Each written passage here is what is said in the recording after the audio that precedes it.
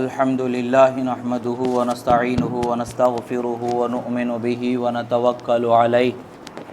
ونعوذ بالله من شرور أنفسنا ومن سيئات أعمالنا من يهده الله فلا مضل له أشهد أن سيدنا محمدا عبده ورسوله فقد قال الله تبارك وتعالى في القرآن المجيد والفرقان الحميد أعوذ بالله من الشيطان الرجيم بسم الله الرحمن الرحيم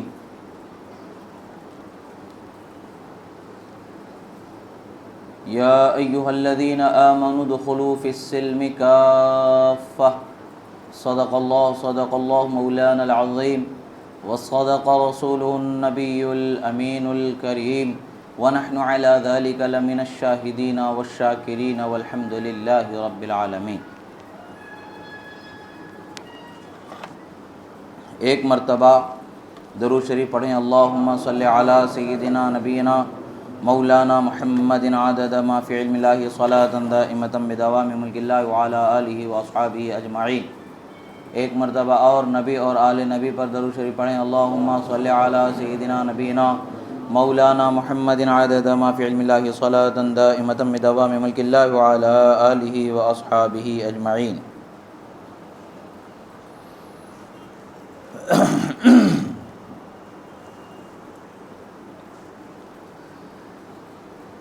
اللہ رب العزت کا بے پناہ شکر احسان کہ اللہ رب العزت نے اس کے حبیب صلی اللہ تعالی علیہ وسلم کا ہمیں چاہنے والا بنایا اور ان پر ایمان لانے والا بنایا اور اللہ کے احکام کو قبول کرنے والا بنایا۔ یہ اللہ رب العزت کا بے پناہ شکر احسان ہے، اللہ نے ہمیں یہ عظیم نعمت بغیر محنت بغیر قربانی کے عطا فرما دی، ورنہ دولت ایمان سے مالا مال ہونے کے لیے کتنی کٹھن آزمائشوں سے گزرنا پڑا، کتنی مصیبتوں سے گزرنا پڑا اور کتنی ایثار و قربانیوں سے سامنا کیا جانا ہوا۔ یہ صحابہ، اہل بیت، تابعین، تبع تابعین کی زندگی کو جب ہم دیکھتے ہیں تو ہمیں پتہ چلتا ہے کہ اس دین کے حفاظت کے لیے اور اس دین سے بہرور ہونے کے لیے، اس دولت ایمانی کو پانے کے لیے اور اس دولت ایمانی کی حفاظت کے لیے اتنی قربانیاں دی گئیں کہ ہر ایک قربانی کو اگر دنیا کے صفحہ قرطاس پر رقم کرنا شروع کریں تو ہر داستان اپنے اندر ایک عظیم داستان بنے گی کہ جس سے ایمان والوں کے دلوں میں ایمان مضبوط ہوگا، کمزور دل لرز کے تھر تھرانے لگ جائیں گے۔ اللہ کا شکر ہے کہ اللہ نے ہمیں اہل ایمان سے فرمایا، یہ اللہ نے ہمیں دولت ایمان عطا فرما دی۔ اس دولت کے لیے کتنوں نے اپنی جانوں کا نذرانہ ہنستے کھیلتے، جیسے کہاوت ہے کہ ہتھیلیوں پر جانوں کا نذرانہ، سروں کا نذرانہ لیے پھرنا کا مثال، اور یہ کہاوت پوری ہوتی ہے کہ صحابہ کرام کی زندگی اسی طریقے سے گزرتی رہی۔ بدر کے میدان سے لے کر کے کربلا کے میدان تک اور اس کے بعد سے لے کر کے آج تک ہر اہل ایمان کو آزمائش سے گزرنا ہی ہوا، اور آزمائش سے وہ گزر کے ہی کامیابی کی اس عظیم منزل جس پر اللہ تبارک و تعالی نے فرمایا قد افلح المؤمنون، بے شک مومن کامیاب ہو گئے کا مژدہ عطا فرمایا۔ مومنوں کی کامیابی ایمان کی سلامتی ہے، اور اس ایمان کی سلامتی پر جب بندہ سلامتی کے ساتھ دنیا سے اٹھ جاتا ہے تو وہ اس کی سب سے بڑی کامیابی ہوتی ہے۔ دولت جو اسے دنیا میں مل جائے، اس دولت کے ملنے پر وہ کامیاب نہیں ہوگا۔ دولت ملنے پر یا بادشاہ بن جانے پر یا اس کے لیے سونے چاندی کے زیور مل جانے پر، زمین جائیداد مل جانے پر، یا سلطنت کے مل جانے پر، یا حکومت کے مل جانے پر وہ کامیاب ہوگا، ایسا ہرگز نہیں ہے۔ بلکہ کبھی کبھی کامیاب خدا کے ایسے بندے ہوتے ہیں جو کھجور کی چٹائی پر زندگی بسر کرتے ہیں، کونوں مکان پر ان کی حکومت کو خدا جاری فرماتا۔ کبھی دیکھنے والوں کی نظر نے دیکھا کہ آسمان کو راتوں میں، اندھیری راتوں میں روشنی بخشنے والے چاند کو جب لوگوں نے دیکھا کہ اس پر بھی کسی کی حکومت چلتی ہے، تو رسول اللہ کے انگشت مبارک نے وہ معجزہ دکھا دیا کہ چاند کو 2 ٹکڑے فرما دیا۔ اور تپتی ہوئی دھوپ جو انسان کو جھلسا دے اور صحراؤں کی ریگزاروں کو تپتا ہوا کندن بنا دے، یا تپتے ہوئے لوہے کے بھڑکانے، لوہے کو گرم کرنے والے جیسے آگ کی دہکتی بھٹی ہوتی ہے اس طرح سے اسے گرم کر دے، ایسی تپش پیدا کرنے والے سورج کو جب لوگوں نے دیکھا اور دیکھنے والوں نے دیکھا کہ اس کی طاقت کے آگے سب حیران رہے، مگر اللہ کے حبیب صلی اللہ علیہ وسلم کی شان کہ انگشت کا اشارہ فرمایا، ڈوب کر کے پھر واپس نکل آ گیا۔ اللہ والوں کی شان ہی الگ ہوتی ہے۔ سونے کے تخت پر بیٹھنا کامیابی نہیں ہوتی ہے، اور سونے کا لباس زر و جواہر کے پہن لینا کامیابی نہیں ہوتی ہے۔ کامیابی تو تب ہے کہ جب اللہ اس بندے سے راضی ہو جائے، اور اللہ تبارک و تعالیٰ انہیں حکومت سے، جو باطنی حکومت ہے اس سے مالا مال فرما دے، جو ظاہری حکومت ہے اس سے مالا مال فرما دے، اور بندہ حکومت کی طلب میں نہیں بلکہ خدا کی رضا پر زندگی گزار دے۔ اللہ نے ہمیں ایسے انمول ہستی عطا فرمایا ہے، اس کے حبیب کریم علیہ الصلوۃ والسلام کی زندگی اور آپ کی ذات مبارکہ ایسی انمول اللہ نے عطا فرمایا ہے، نہ ان کے جیسا کسی کو اللہ نے بنایا، نہ ان کے جیسا کسی کو قیامت تک کے اللہ بنانے والا ہے۔ انہیں اللہ نے یکتا نرالا ایسا بنایا کہ ان کے جیسی کسی کو ہم مثال میں لا بھی نہیں سکتے ہیں۔ ایسی ہستی اللہ تبارک و تعالیٰ نے ہمیں عطا فرمایا۔ اس ہستی کے جان و مال کے حفاظت کے لیے اور ان کے نام پر اپنے آپ کو قربان کرنے کے لیے، ناموس رسالت پر قربان ہونے کے لیے، رسول اللہ کی شان و عظمت پر قربان ہونے کے لیے صحابہ کرام کی زندگی ایسے گزری کہ ہم ان کی ہر ایک صحابی کی قربانی کی داستان کو اگر رقم کرتے چلے جائیں، لکھنے والوں کے ہاتھ تھک جائیں گے، بولنے والوں کے زبان لڑکھڑانے لگ جائے، سوچنے والوں کی فکر جواب دے دے، مگر الفاظ ان کے لیے کم پڑ جائیں، سیاہی ان کے لیے کم پڑ جائے، قلم ان کے لیے کم پڑ جائیں، کرتاس کاغذ ان کے لیے قلم پڑ جائیں، مگر اللہ والوں کی جنہوں نے قربانیاں دی ہیں ان کی داستان کم نہیں ہو سکتی ہے، ان کی حقانیت کا بیان کم نہیں ہو سکتا ہے۔ قیامت تک کے بیان کرنے والے بیان کرتے بھی رہیں تب بھی ان کی حقانیت اور ایثار و قربانی کے حق کا بیان کا حق کوئی ادا نہیں کر سکتا ہے۔ اللہ تبارک و تعالیٰ نے ان پر کرم فرما دیا اور اہل ایمان سے انہیں فرمایا اور ان کے ایثار و قربانی کو ہمارے لیے مشعل راہ بنا دیا۔ ہمیں اللہ نے یہ نعمت عطا فرمائی کہ کل اگر کوئی ایسا وقت آ جائے، کل کو کبھی ایسی صورت آ جائے تو ایمان والے تو جان دینے کے لیے ہمیشہ بے چین نظر آتے ہیں۔ دنیا کی زندگی گزارنے والے تو یہ خواہش رکھتے ہیں کہ زندگی مل جائے، کچھ گھڑی اور جی لوں، کچھ گھڑی اور جی لوں، مگر مومن کے سامنے جب موت آ جاتی ہے تو مومن تو اسے کلیجے سے لگا کے کہتا ہے ادھر آؤ، میں تمہارے انتظار میں نہ جانے کب سے ٹھہرا ہوں، اس لیے کہ اس دروازے سے گزروں گا تو قبر کی جب پہلی رات ہوگی، قبر کی جب پہلی گھڑی ہوگی جہاں پر ہمیں روح عطا ہوگی تو جلوہ کس کا دیکھنے کو ملنے والا ہے؟ رسول اللہ حبیب خدا کا جلوہ دیکھنے کو ملنے والا ہے۔ مومن تو اس جلوہ جہاں آرا کے دیدار کو بے چین نظر آتا ہے، تڑپتا رہتا ہے، تمنا تو اس کی یہی رہتی ہے، تمنا تو اس کی یہی رہتی ہے کہ رسول اللہ کا دیدار ہو جائے۔ اس دیدار کے لیے جان سے جانا پڑے تو کیا بڑی بات ہے، مومن کے لیے تو بس ان کا دیدار ہی سب کچھ ہوتا ہے، چاہنے والے کے لیے تو سب کچھ، اپنے محبوب ہی سب کچھ ہوتا ہے۔ اور اللہ کا شکر ہے کہ اللہ نے ہمیں ایسا محبوب عطا فرمایا جو خود اس کا بھی محبوب اللہ نے بنایا۔ اللہ نے ہمیں وہ ہستی عطا فرمائی ہے، اور رسول اللہ صلی اللہ تعالی علیہ وسلم کے عظیم القدر جلیل القدر صحابہ کرام نے جو قربانیوں کو پیش فرمایا، ان عظیم قربانیوں میں سے ایک عظیم قربانی کو غزوہ احد کے نام سے جانا جاتا ہے۔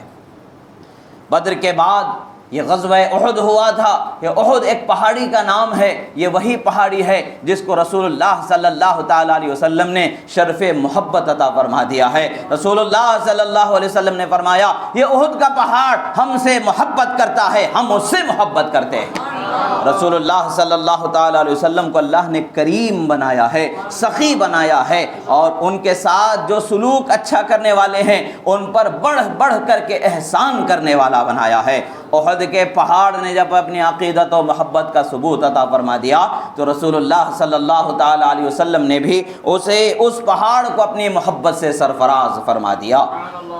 دنیا کے بہت سارے پہاڑ ہیں، بہت سارے پہاڑ ہیں، ان میں سے ایک پہاڑ کوہ طور بھی ہے،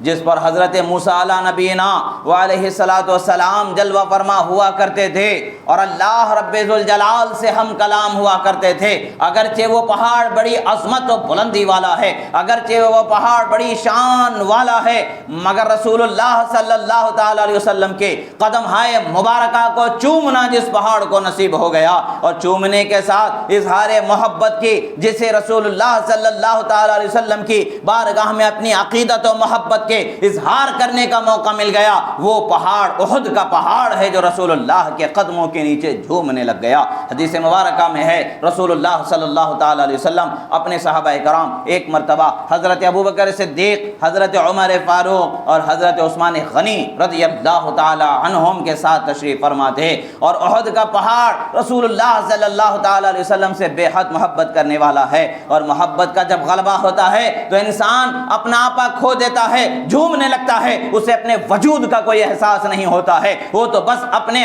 محبوب، اپنے حبیب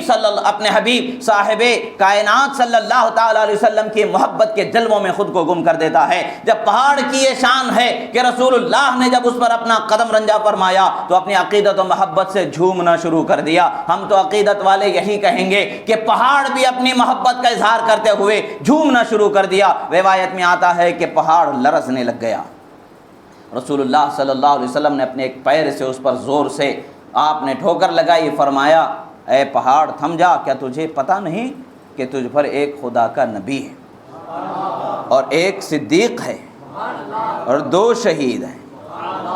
رسول اللہ صلی اللہ تعالی علیہ وسلم نے فرما دیا کہ اے پہاڑ تجھے پتہ نہیں ہے کہ تیرے وجود پر جس کو اللہ تبارک و تعالیٰ نے کھڑے ہونا نصیب فرمایا، وہاں ایک تو اللہ کا نبی ہے، دوسرے تو اللہ کے صدیق ہیں، تیسرے اور چوتھے اللہ کی بارگاہ میں شہید ہونے والے ہیں۔ اب اس حدیث سے ایک چیز یہ بھی پتہ چلتی ہے کہ اللہ نے اپنے حبیب کی شان تو بہت بلند و بالا فرمائی ہے، بہت بلند و بالا فرمائی ہے، بہت بلند و بالا فرمائی ہے، مگر جو ان کے دامن سے وابستہ ہو جاتا ہے،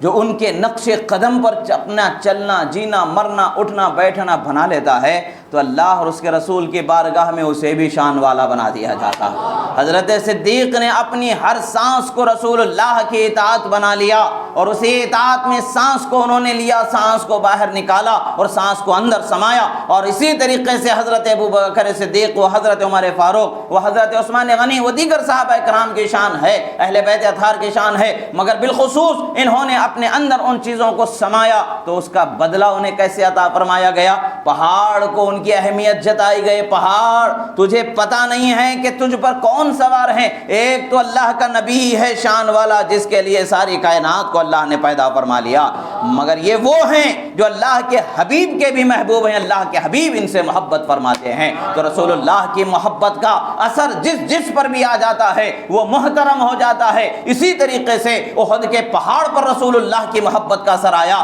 تو احد کے پہاڑ کو اللہ نے محترم فرما دیا۔ رسول اللہ نے فرمایا یہ جبل احد ہم سے محبت کرتا ہے اور ہم اس سے محبت کرتے ہیں۔ مدینہ مبارکہ سے 2.5-3 کلومیٹر کے آس پاس مختصر سے فاصلے پر ایک عظیم طویل اور بڑا عظیم پہاڑ ہے جو لگ بھگ 15-16 کلومیٹر یا 20 کلومیٹر کے آس پاس لمبائی چوڑائی میں پھیلا ہوا پہاڑ ہے، جس پر رسول اللہ صلی اللہ علیہ وسلم اکثر قدم رنجا فرمایا کرتے تھے، اکثر اس طرف آپ تشریف لے جایا کرتے تھے۔ رسول اللہ صلی اللہ تعالیٰ علیہ وسلم جب اس طرف تشریف لے جایا کرتے تھے جب اس سے نسبت ہو گئی۔ اب یہاں پر ایک چیز ہمیں سمجھنا ہے کہ رسول اللہ صلی اللہ تعالیٰ علیہ وسلم سے محبت کی سرفرازی جس کو مل جاتی ہے اس کی شان ہی دوسروں سے مختلف ہو جاتی ہے، الگ ہو جاتی ہے، جدا ہو جاتی ہے۔ اب ان کا مقام و مرتبہ دوسروں سے خاص اہمیت سے ہو جاتا ہے۔ کوہ طور کا پہاڑ بھی عظیم پہاڑ ہے، صفا و مروہ کے پہاڑ بھی عظیم پہاڑ، دوسرے پہاڑ بھی، ہر پہاڑ جن کو کسی نہ کسی اللہ کے محبوب ہستی سے نسبت ہے اس کا تو بہت بڑا مقام ہے، مگر احد کے پہاڑ کی جب بات آتی ہے تو رسول اللہ کی محبت سے اسے نسبت عطا فرما دی گئی۔ اور یہ پہاڑ بڑی عظمت والا پہاڑ، اسی پہاڑ کے مضافات میں ایک جنگ لڑی گئی تھی۔ بدر کے میدان میں جب مشرکین کو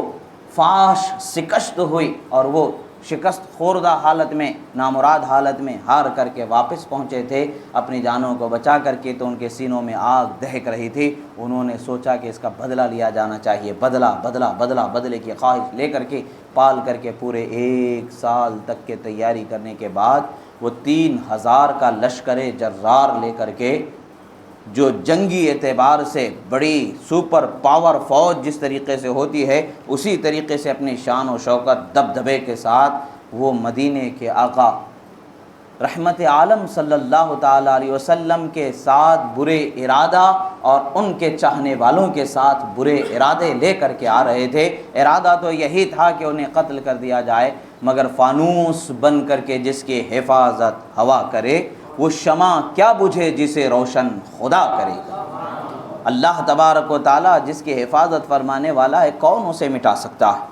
اور جس کے صدقے میں کائنات کو وجود بخشا گیا، پھر اس ہستی کی شان کا کیا عالم ہوگا؟ اور جن کے لیے اللہ تبارک و تعالیٰ نے سب کچھ پیدا فرمایا، اس عظیم ہستی نبی آخر الزمان کی شان کا کیا عالم ہوگا؟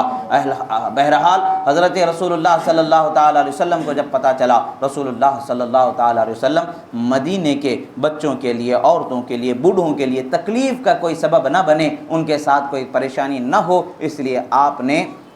مدینہ شریف سے دور احد کے پہاڑ کے مضافات میں آپ نے ان سے سامنا کرنا چاہا، تاکہ اب مدینے میں رہنے والے آپ کے جانثار صحابہ، بچوں، ان کے بچے، ان کے گھر والوں کی حفاظت ہو سکے۔ احد کے میدان میں جب آپ پہنچے، وہاں پر ایک عظیم لشکر سامنے تھا، اور مسلمانوں کی اس وقت پر تعداد 1000 تھی۔ 1000 مسلمان تھے اور 3000 مشرکین تھے، اور 1000 میں 300 وہ لوگ تھے جو منافق تھے، جو ابن ابی کے بہکاوے میں رہنے والے، اس کی بات ماننے والے تھے۔ وہ تو منافق تھا، اس نے اپنی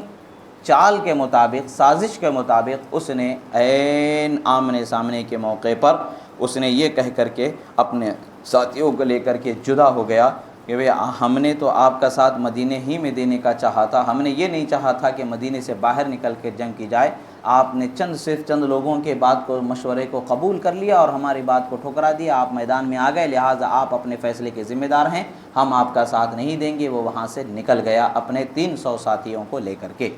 اب 3000 کا ہے لشکر سامنے، اور ادھر 700 صحابہ کرام رسول اللہ صلی اللہ تعالیٰ علیہ وسلم کے ساتھ تشریف فرمائے۔ مگر کچھ لوگ آتے ہیں، کچھ لوگ جاتے ہیں۔ کچھ لوگ آتے بھی ہیں تو اپنے بینیفٹ کے لیے آتے ہیں، کچھ لوگ جاتے بھی ہیں تو اپنے بینیفٹ کے لیے چلے جاتے ہیں۔ انہوں نے دیکھا کہ اب تو 3000 کا لشکر ہے، ہم 1000 کیا مقابلہ کریں گے، ہماری تو جانوں کے لالے پڑ جائیں گے۔ انہوں نے یہ سوچا کہ ان کے ساتھ رہنے پر اپنی جانیں چلی جائیں گی، ہمیں یہاں سے نکل ہی جانا چاہیے۔ وہ انہوں نے سوچا کہ نکل جانے پر جانوں کو بچا لیا جائے گا، مگر جان کب تک بچ سکتی ہے؟ جان کب تک بچ سکتی ہے؟ جب تک اللہ مہلت دے۔ جب اللہ چاہے تو ایک لمحے کی بھی مہلت نہیں ملتی۔ جان تو جانی ہی ہے، جان کے کون بچا سکتا؟ اللہ مہلت دے تو جان بچ جائے، اور اگر اللہ مہلت نہ دے تو جان نہ بچے، ایک لمحے کو بھی نہ بچے۔ بہرحال رسول اللہ صلی اللہ تعالیٰ علیہ وسلم پر ان کے نکل جانے کا کوئی اثر نہیں ہوا۔ رسول اللہ صلی اللہ تعالیٰ علیہ وسلم نے اپنے چند صحابہ کرام کو ایک جگہ پر آپ نے مقرر فرما دیا، کچھ مختصر سی تعداد کا 20 یا 50 لوگوں کا دستہ وہاں پر ایک پہاڑی درے پر چھوٹے سا ٹبہ ہے، اس پر آپ نے انہیں متعین کر دیا، اور تیر اندازی کا انہیں رسول اللہ صلی اللہ علیہ وسلم نے حکم دیا کہ ادھر سے اگر لشکر آئے تو تیر اندازی سے ان کو روکا جا سکے، تاکہ وہ اس طرف سے لشکر کو نقصان نہ پہنچایا جا سکے۔ بہرحال ابتدائی وقت میں بڑے زور و شور کے ساتھ مقابلہ ہوا، بڑے ہر طرف سے طاقت و اپنی بہادری کے کرتب دکھائے گئے، مگر اللہ تبارک و تعالیٰ نے فرمایا، اللہ کے رسول صلی اللہ علیہ وسلم نے فرمایا، حدیث مبارکہ ہے کہ الحق یعلو ولا یعلی، حق ہمیشہ بلند ہوتا ہے، کبھی وہ مغلوب نہیں ہوتا، پست نہیں ہوتا، بلند ہی ہوتا ہے۔ حق ہمیشہ بلند ہونے والا ہے۔ اللہ تعالیٰ نے حق کو بلند ہونا مقرر فرما دیا ہے، باطل کو پست ہونا، مغلوب ہونا، محروم ہونا اور پھٹکارا جانا، مردود ہونا اللہ تعالیٰ نے باطل کے لیے رکھا، حق کو محبوب ہونا اللہ نے رکھا ہے، بلند ہونا اللہ نے رکھا ہے، اس کے لیے اللہ تبارک و تعالیٰ نے بلندی رکھی ہے۔ بہرحال رسول اللہ صلی اللہ تعالیٰ علیہ وسلم کے ساتھیوں کے ساتھ جو معاملہ ہوا، اس جنگ میں بہت اچھے معاملات رہے۔ ابتدائی وقت میں لوگوں کے پیر اکھڑ گئے، دشمنان اسلام کے وہ اپنے اپنے طور پر بھاگنے لگے، ادھر ادھر چلے گئے۔ جب تمام لوگوں نے دیکھ لیا کہ بھئی وہ تو بھاگ رہے ہیں، کافی دور نکل چکے ہیں، تو اس وقت پر اس لشکر کے ساتھ جو بڑے بڑے سردار جو جنگی چال کے ماہر جانے جاتے تھے، ان میں سے ایک ابو سفیان تھے، ایک عامر ابن عاص تھے، ایک خالد ابن ولید تھے۔ یہ تینوں کے تینوں اس وقت پر اسلام قبول نہیں کیے تھے،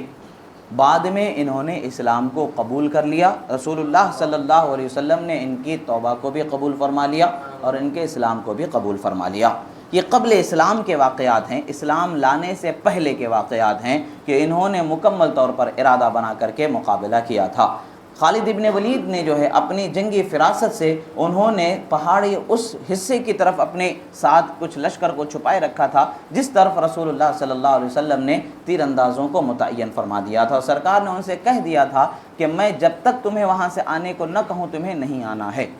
معاملہ ہوا، جنگ ہوئی، وہ لوگ بھاگ گئے سب دور 5-5 کلومیٹر تک کے، جب وہ لوگ چلے گئے تو ان لوگوں نے سمجھا کہ اب تو جنگ کا مسئلہ ہی ختم ہو گیا، فیصلہ ہو گیا، وہ لوگ بھاگ گئے ہار کر کے، اب تو یہ حکم نہیں، وہ جنگ کے وقت پر ہمارے لیے حکم تھا یہیں ٹھہرے رہنے کا، اب جنگ تو ختم ہو چکی ہے، اب تو وہ حکم پھر جنگ کے اعتبار سے ختم ہو جائے گا۔ انہوں نے یہ سوچ کر کے اس جگہ سے نیچے آئے، اسی طاق میں، اسی کے انتظار میں خالد ابن ولید اپنے ساتھ لشکر لیے ٹھہرے ہوئے تھے۔ اس طرف سے جب حملہ ہوتا ہے تو پھر حالات کچھ افراتفری کے ہو جاتے ہیں، بہت سارے صحابہ کرام شہید ہوتے ہیں، ان میں رسول اللہ صلی اللہ تعالیٰ علیہ وسلم کے عظیم چچا حضرت حمزہ رضی اللہ تعالیٰ عنہ بھی شہید ہو جاتے ہیں، اور آپ کی شہادت کا بڑا دردناک منظر ہے کہ جس کا بیان کوئی کر ہی نہیں سکتا ہے۔ وہ تو رسول اللہ صلی اللہ علیہ وسلم کا ہی حوصلہ، وہ ہمت تھی جو آپ نے اس کو برداشت کر لیا، صبر کر لیا، ہر کوئی اسے برداشت نہیں کر سکتا ہے۔ حضرت رسول اللہ صلی اللہ علیہ وسلم کے عظیم چچا کے کلیجے کو چیرا گیا، اس کے ٹکڑے بنائے گئے، آپ کے جسم اطہر کے، آپ کے جسم اقدس کے حصوں کو کاٹا گیا، کان، آنکھ وغیرہ اس کو کاٹ کر کے ہار بنا کر کے پہنا گیا، اور ان کے ساتھ، ان کے لاش مبارک کے ساتھ بڑی بے حرمتی کی گئی۔ یہ بڑے دکھ اور تکلیف کا منظر تھا جس کو رسول اللہ برداشت کر گئے، ان کے علاوہ کوئی اس منظر کو برداشت کرنے کی طاقت ہی نہیں رکھتا، اور کوئی اس میں اتنی ہمت ہی نہیں کہ برداشت کر لے۔ وہ تو خیر اللہ کے نبی ہیں، وہ اللہ کے نبی ایسے ہیں جو انبیاء کے سردار ہیں، جس کی جتنی بڑی شان ہوتی ہے، جس کا جتنا بڑا اللہ کے نزدیک مقام ہوتا ہے، اللہ والوں کو اتنا ہی آزمایا جاتا ہے،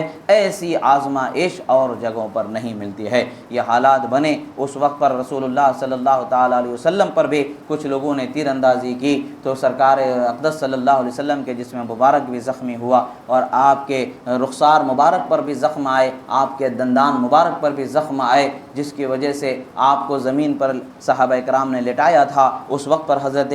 خاتون جنت فاطمہ زہرا رضی اللہ تعالیٰ عنہ بھی میدان جنگ میں ہیں، حضرت بی بی عائشہ رضی اللہ تعالیٰ عنہ اور دیگر سرکار کے ازواج مطہرات، بہت ساری صحابیات بھی وہاں پر تشریف فرما تھیں۔ ایک کو جب پتہ چلتا ہے کہ رسول اللہ صلی اللہ تعالیٰ علیہ وسلم کے ساتھ دشمنوں نے جو ہے کچھ زیادتی کرنے کا ارادہ کیا، اور ایک آواز میدان جنگ میں گونجنے لگی جو شیطان کی طرف سے وہ آواز گونجنے لگی، اللہ نے اس کا ذکر قرآن مجید میں فرمایا کہ شیطان نے ان کے ذہن و فکر کو دوسری راہ پر ڈال دیا۔ وہ کیا تھا کہ اس نے آواز دی کہ رسول اللہ صلی اللہ علیہ وسلم معاذ اللہ وہ قتل ہو گئے۔ جب اس آواز کو لوگوں نے سنا تو ان کے مسلمانوں کے حوصلے پست ہونے لگے اور مشرکین کے حوصلے بلند ہونے لگے، وہ لوگ اور بڑے بڑے طریقے سے حملے کرنے لگے۔ مگر جب رسول اللہ صلی اللہ علیہ وسلم کے جانثار صحابہ کرام نے رسول اللہ صلی اللہ علیہ وسلم کو اس حال کی اطلاع دی، رسول اللہ صلی اللہ علیہ وسلم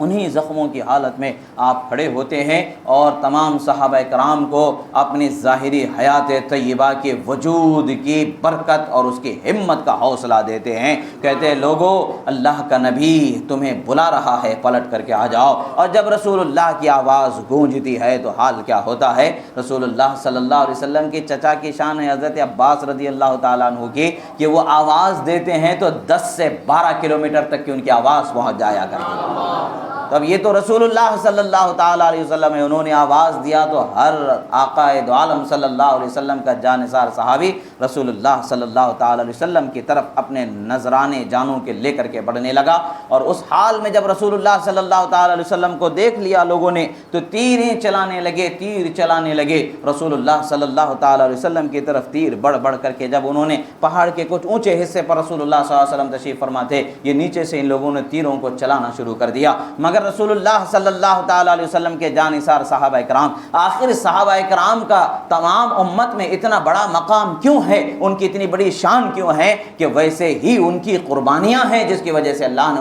ان کا مقام و مرتبہ اور ان کی شان کو بلند فرمایا ہے۔ اس وقت پر کثیر صحابہ کرام میں سے ایک وہ صحابی ہیں جسے رسول اللہ صلی اللہ تعالیٰ علیہ وسلم نے اپنی ایسی محبت بھرے کلمات سے شان اور سرفرازی عطا فرمایا کہ جس کی مثال بہت کم ہی ملتی ہے۔ حضرت سعد رضی اللہ تعالی عنہ ہیں، اللہ کے رسول صلی اللہ تعالی علیہ وسلم نے ان کو فرمایا ارمی یا سعد فداک امی و ابی، او کما قال رسول اللہ صلی اللہ علیہ وسلم۔ بات کیا ہے، جب تیروں کو چلانے لگے تو رسول اللہ صلی اللہ تعالی علیہ وسلم کے صحابہ ایسا کبھی گوارا نہیں کر سکتے کہ رسول اللہ صلی اللہ علیہ وسلم کے جسم پر کوئی تیر آ جائے، ان کو کوئی تیر کی نوک آپ کے جسم مبارک سے لگ جائے، بلکہ صحابہ کی تو شان یہ ہے کہ انہیں تو اتنا بھی گوارا نہیں کہ رسول اللہ صلی اللہ علیہ وسلم کے ایک چھوٹا سا کانٹا بھی چبھ جائے، صحابہ کو یہ بھی گوارا نہیں ہے، کہاں تیر چبھ جائے رسول اللہ کے بدن پر انہیں یہ گوارا ہوگا۔ حضرت سعد ادھر سے تیر جب لوگوں نے برسایا تو وہ خود ہی ان تیروں کے سامنے پہنچ جاتے ہیں، گویا کہ اقبال کی زبانی یہ کہا جاتا ہے ادھر آؤ پیارے ہنر آزمائیں تم تیر آزماؤ ہم جگر آزمائیں کا مرحلہ۔ رسول اللہ صلی اللہ تعالی علیہ وسلم کے لیے وہ برے ارادے سے تیر برسانے لگے تو صحابہ کو کبھی اپنی جان کی پرواہی نہیں ہوا کرتی تھی، وہ تو اپنی جان تو رسول اللہ کے قدموں پہ نچھاور کرنے کے لیے ہمیشہ نکلا کرتے تھے، مگر شان دیکھیں جب رسول اللہ صلی اللہ تعالی علیہ وسلم کی نظر ان پر ہو جاتی ہے تو کیسی شان والا انہیں بنا دیا جاتا ہے، جب رسول اللہ صلی اللہ تعالی علیہ وسلم کی تائید غیبی ان کے ساتھ کر دی جاتی ہے، دست ید اللہ کا معجزہ جب ان کے ساتھ کر دیا جاتا ہے تو کیسی شان ہوتی ہے۔ حضرت سعد رضی اللہ تعالیٰ عنہ مارنے والوں کے تیروں کو اپنے ہاتھوں سے پکڑتے جا رہے ہیں اور پلٹا کر کے تیر ان کے اوپر ہاتھوں سے واپس پھینکتے چلے جا رہے ہیں، وہ تیر کمان سے لگا کر کے مار رہے ہیں، حضرت سعد کے ہاتھوں سے بچ کے تیر جا نہیں پا رہی ہے، اور ادھر حضرت سعد تیر پھینک رہے ہیں تو کسی کے جگر کے پار ہو رہی ہے تو کسی کے جسم کے پار ہوتی نظر آ رہی ہے۔ جب اس منظر کو رسول اللہ صلی اللہ علیہ وسلم نے جو انہی کے وجود کی برکتوں سے وجود میں آیا ہے دیکھتے ہیں تو اپنی محبت کا اظہار فرماتے ہیں یا سعد ارمی یا سعد فدا کا امی و ابی، اے سعد ایک اور تیر آگے بڑھاؤ کہ تم پر میرے ماں باپ کو میں قربان کر دوں۔ رسول اللہ صلی اللہ تعالی علیہ وسلم نے اپنی محبت انہیں عطا فرمائی، اپنی محبت کی سرفرازی انہیں عطا فرمائی۔ یہ شان کیسے ملتی ہے؟ جو رسول اللہ کے نام پر قربان ہونے کا جذبہ رکھتا ہے، جو اپنی جان کی پرواہ نہیں کرتا ہے مگر اس کو بھی شان والا بنا دیا جاتا ہے، دل میں اتنا خلوص ہو کہ اپنی جان کی پرواہ نہ ہو، رسول اللہ کی شان و عزت و جان و مال کی حفاظت کے لیے جب قدم بڑھاتے ہیں تو اللہ تبارک و تعالی انہیں بھی شان والا بنا دیتا ہے۔ تاریخ دنیا میں دیکھا جائے تو ایک تیر پھینکنے والے کے تیر کو پکڑنا آسان ہوتا ہے، پورے کا پورا لشکر جب تیر چلایا جاتا ہے تو تنہا ایک انسان ایسا ہے جو کسی بھی تیر کو اپنے سے آگے بڑھ کے جانے نہیں دے رہا ہے، اپنے ہاتھوں سے پکڑتا چلا جا رہا ہے، تصور میں تخیل میں اسے سوچا بھی نہیں جا سکتا کہ کس طریقے سے پکڑا گیا ہوگا، مگر بات تو یہی ہے نا، کرامت اور معجزہ تو اسی کو کہتے ہیں جو عقل کے سمجھ میں نہ آ سکے، عقل جہاں حیران ہو جاتی ہے وہ کرامت کا وہاں پر ظہور ہونے لگتا ہے، انسان حیران ہو جاتا ہے، سمجھ ہی نہیں سکتا ہے، وہ چیز معجزہ ہوتی ہے۔ حقیقت میں ولی کی کرامت اس امت کے نبی کا معجزہ ہی ہوتی ہے، اور ہمارے نبی تو سرور انبیاء سراپا معجزہ بنا کر کے اللہ نے بھیجا، اور ان کے چاہنے والوں کو اللہ نے ایسی شان عطا فرمائی کہ قیامت تک کہ ان شانوں کی کوئی نظیر ملتی نظر نہیں آتی ہے۔ عزیزان محترم، رسول اللہ صلی اللہ تعالی علیہ وسلم کے صحابہ میں ایک صحابی حضرت حنظلہ رضی اللہ تعالی عنہ ہیں، یہ ایک رات کے دولہا ہیں، ایک رات کے دولہا ہیں، بس ایک دن قبل نکاح ہوا تھا، آپ نے اپنی زندگی کی پہلی وہ رات جو تمام انسان اس کے لیے خواہش اور تمنا و آرزو کرتے ہیں، جو ہر انسان کا ایک حق ہے جائز، اور رسول اللہ کی سنت ہے، اس سنت سے محبت رکھنا ہے اور اس سنت کی ادائیگی کی اپنے اندر ایک چاہت رکھنا ہے، یہ ہر چیز ثواب کی اس کی طرف جب ایک مومن آگے بڑھتا ہے تو کتنی خواہش اور ارمان سے بڑھتا ہوگا۔ مگر جب انہوں نے اپنی وہ سنت کو پورا کیا اور اپنی وہ زندگی کی سب سے پہلی اور سب سے عظیم خوشی کو انہوں نے حاصل کیا، اور اس کے بعد ابھی آپ صبح غسل بھی کرنے نہیں پائے ہیں کہ حضرت بلال مدینے کی گلیوں میں ندا دیتے ہیں، اللہ کے رسول بلاتے ہیں، اے اللہ کے رسول کے دیوانوں۔ گویا کہ میرے الفاظ میں کہوں گا کہ اللہ کے رسول اپنے دیوانوں کو بلاتے ہیں کہ کون ہے جو اپنے جانوں کا نذرانہ لیا نہ چاہتا ہے۔ یعنی رسول اللہ نے بلایا صحابہ کرام کو، انہوں نے اپنے جسم پر پانی بہانے کا بھی وقت انہیں میسر نہیں تھا، وہ تو بس رسول اللہ کی خدمت میں حاضر ہو گئے، اسی حال میں میدان میں پہنچ گئے، اور میدان میں پہنچنے کے بعد جام